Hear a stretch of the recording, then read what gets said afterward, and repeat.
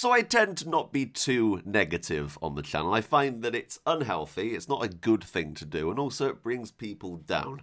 But after watching Bethesda's E3 press conference last night, I have some things to say, and they may not be nice. I think it's safe to say that I was a Bethesda fan. I loved Oblivion, I loved Skyrim, I loved Fallout 3, I loved Fallout 4. But over the last year or so, Bethesda has really started to go downhill. And I'm not talking about the companies that are beneath Bethesda like Tango Gameworks and Machine Games. Those developers are amazing. I'm mainly focusing this at Bethesda Game Studios. So there I was, sat waiting patiently for the E3 press conference, the one that I'm always the most anticipated for because I really want to see something like Fallout 3 Remastered or Oblivion Remastered. That would be amazing. But we didn't get any of that. We had an hour and a half of free-to-play mobile games and games that personally I'm not that interested in. Games like Wolfenstein Youngblood and Doom Eternal look fantastic, but they're just not my kind of games. There was one positive, and I always like to put a positive because I think there is always a positive in a negative, and that is Ghostwire Tokyo. I'm gonna say right now, if Ikumi Nakamura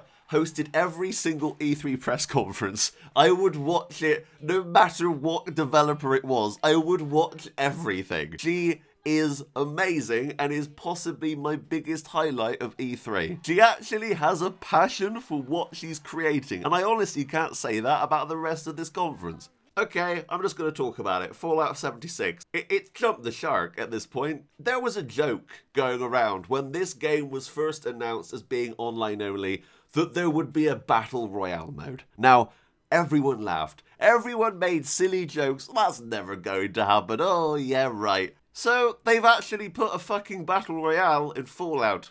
I don't swear very often on the channel. But when it's your favourite game series and Bethesda are literally taking a crap on it, I can't help myself.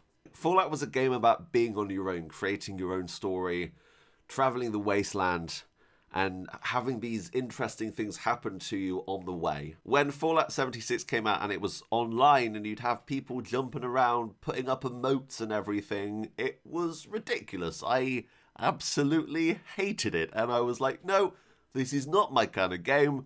I'm not going to play it. And I had multiple people say, well, if it's not your kind of game, don't play it. But it's Fallout. I expected to play the new Fallout game without absolutely hating it. Take a look at Elder Scrolls Online. ESO is actually fun. And that is online. It's an MMO.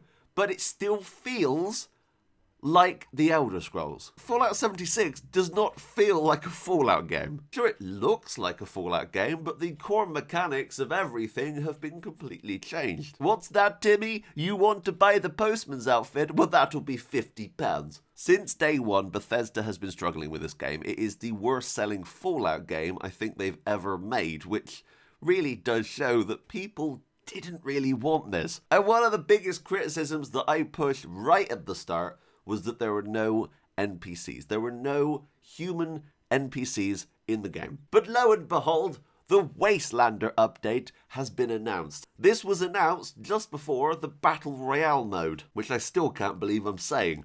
And honestly, I was slightly excited.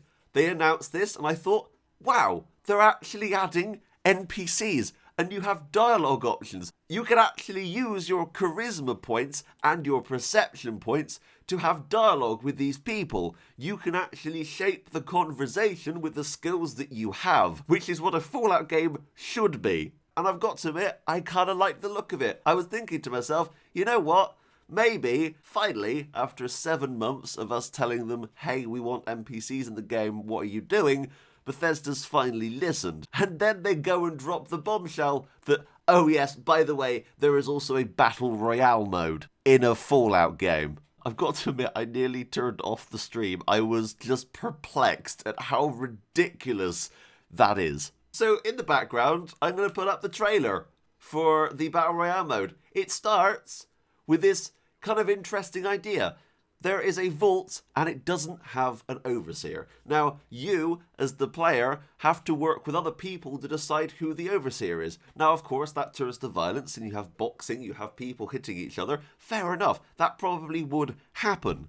If Bethesda were smart about this, they wouldn't have turned this into a generic Battle Royale mode. They would have had an interesting game type here. Maybe you have to complete challenges. Maybe you have to do something inside the vault. Here's an idea. Maybe you have to work together to reach your goal. Maybe there could be puzzle elements. Maybe you have to work out the code to unlock the door to the Overseer's office. Something other than a crappy generic Battle Royale mode in Fallout. I saw someone say that Vault-Tec would actually probably do this, and there have been similar circumstances inside some of the vaults where people have gone mad and tried killing the others, but not on this ridiculous scale. There's a sudden ring of fire slowly coming in and encroaching the player's area. It doesn't make any sense. Oh, here's some nukes to throw. I'm done. I'm actually done with Bethesda at this point. Not only has Todd Howard admitted that the game was crap and they released it anyway, he also said he wished he'd been able to release the game earlier so people could have tested it more. Yeah, you're paying 60 quid to playtest their game. The Battle Royale mode is actually worse than if they announced that the game was going free to play. For me. I find it absolutely abhorrent. It's just a kick in the teeth to old school Fallout fans. You go from Fallout New Vegas, which was so story driven and had this amazing world and was so immersive, to Fallout 4, which was obviously going towards the more action route, and then you have this. This isn't Fallout. Let's talk about the mobile games, because why not? So we had them talking about the Elder Scrolls Blades. Don't care. The Elder Scrolls Blades is a free-to-play mobile game that's coming to Switch, and it's terrible. If you want to play Elder Scrolls, buy Skyrim. It's on the Switch and it's amazing. Why would you play this game? I don't understand. And they're like, well, we're going to be adding some more content and also changing the jewelry system, and I'm guessing that costs money, so that's fun. It's still going to have microtransactions. Of course it is. It's free to play. And then they announced that they're creating a new game over at ZeniMax. And I was like, okay, what could this possibly be? At first, maybe I thought that they were going to be creating a Fallout MMO, kind of like ESO. And you know what? I'd rather play that than Fallout 76, if I'm honest.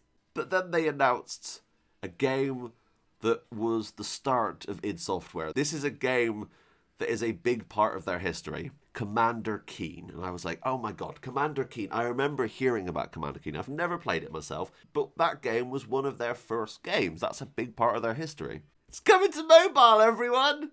And it's a card-based action turn-based game where you blatantly pay money to get better cards. Yay! I'm so happy. So happy right now. Can you tell? I think the ultimate kick in the teeth was when Pete Hines stood up on stage and said this. At Bethesda, we, like you, love mobile games. In his little speech, he said that he was kind of on the pulse of what the community wanted. He was in the forums back in the day looking at what people wanted. I'm going to say right now, I don't think that you were listening at all, because we never asked for this. This comes down to money. Literally comes down to money. And that's what game companies are becoming now. They're becoming this cesspit of money and greed. There's no passion anymore. Apart from Akumi Nakamura, because she is amazing. But there is no passion in game development anymore. Now, for those of you who say that I'm ripping into everyone at Bethesda, I'm not. Because there are people who work on the art team, there are people who work on the audio team, there are people who create these amazing worlds. And I'll say it again, I love the world of Fallout 76. It's wasted. Imagine someone trampling all over your world going, we're going to put the Battle Royale mode in. You know, that... I would be pissed. I would be so angry. I don't have anything else to say, really. I'm done. I'm done with supporting Bethesda at this point. Elder Scrolls 6, I'm really bloody worried. If I'm honest, I am so worried about what that game is going to be. Because if this is the path they're going down, I don't want to know what Elder Scrolls 6 is going to be like. The same goes for Starfield. Both those games, before all of this happened, I was incredibly hyped for. Of course, I was incredibly hyped for them. If you're watching this, Bethesda, just know that there are actually fans out there who were supporting you, who were giving you the benefit of the doubt. Maybe this was just a one-off. Maybe this was just an error. Maybe they'll fix it. Fallout 76 is still a broken piece of crap and you're adding a Battle Royale mode on top of it. That's not going to fix the issue. Sorry for ranting. I'm just done. I'm actually done. I'm going to make a more positive video tomorrow, I think. I want to talk about the cool things at the Xbox press conference that I noticed. The cool games that I really liked. I'm going to make a positive video tomorrow. This is a message to you, Todd Howard. There you go. There, take it in. There you go. Okay, good. I'll see you later, guys. Bye. And again, it just works.